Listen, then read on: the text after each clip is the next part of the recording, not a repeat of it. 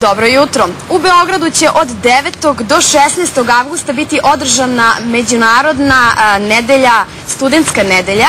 Ovoga jutra gošća dizanja je PR koordinatorka ove manifestacije Maja Radak. Dobrodošli i dobro jutro. Hvala. Recite nam kakvog tipa je ovaj festival, s obzirom da je on treći po redu i nosi naziv Izazov promena. Koja je zapravo poruka ovogodišnjeg festivala? Pitanje je festival koji u periodu od 9. do 16. okuplja 200 studenta iz svih delova Evrope, a moto ovogodišnjeg festivala jeste Izazov promena. Taj moto nosi naziv zbog toga što danas u uslovima kakvi mladi ljudi sastavljaju, pre svega, znači festival je namenjen mladim ljudima, to je studentima, događaju se konstantne promene, pre svega imamo globalnu ekonomsku krizu koja je sprečavala mlade ljude da nađu adekvatno zaposlenje. Upravo zbog toga sve te promene koje se dešavaju u svetu stavljaju brojni izazova ispred mladih ljudi, tako da mladi treba na što adekvatniji način da odgovore izazovu koji te promene nose.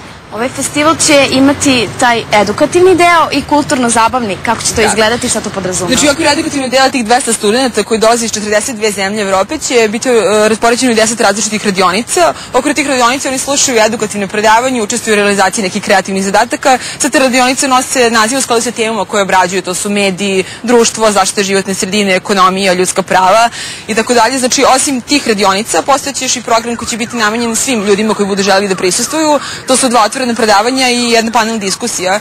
Sada što se tiče lokacija i sadržaja svih tih predavanja, svi koji žele da prisustvuju mogu samo da vode računa o dešavanjima koje će izlaziti na našem sajtu, to je www.isvip.org kao akronim od International Student Weekend Belgrade. Znači, osim toga, edukativnog dela programa postojeće još kulturno-zabavni deo programa, da. I tu pre svega želim da istaknem, znači, jednu jako specifičnu manifestaciju koja se naziva Sajam država ili Country Fair.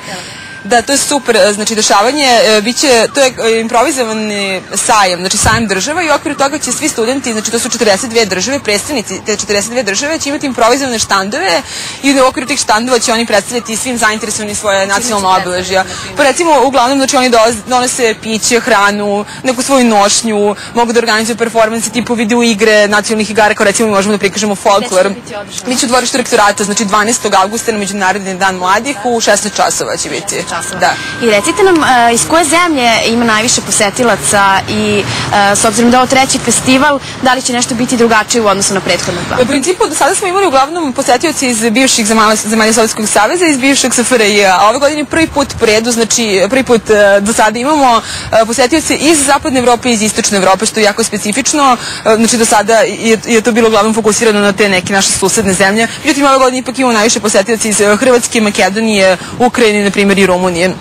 Slično. Dakle, oni će moći da uživaju i u nekim čarima Beograda. Da, naravno, biće organizovani brojne žurke, tematske žurke, biće recimo nacionalno veče u Skadarli, takođe imaće sportski dan Nadi Ciganli, opet, znači, svi koji budu želi da prisustvuju tim dešavanjem moći će da nam se pridruži. A kako ćete im vi predstaviti Beograd, na koji način? Pa, trudit ćemo se, znači, da maksimalno osjetite taj duh Beograda o kome se toliko priča i taj noćni život koji znači, da, baš to.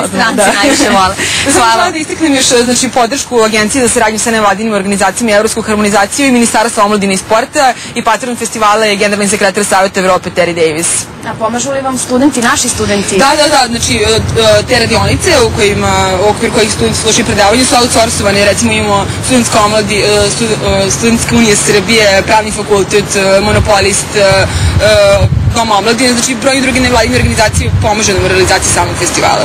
Hvala vam najlepše, nadamo se da će sve proteći onako kako treba i da ćemo naš grad predstaviti na najbolji mogući način pa da će oni ponovo doći u Beograd.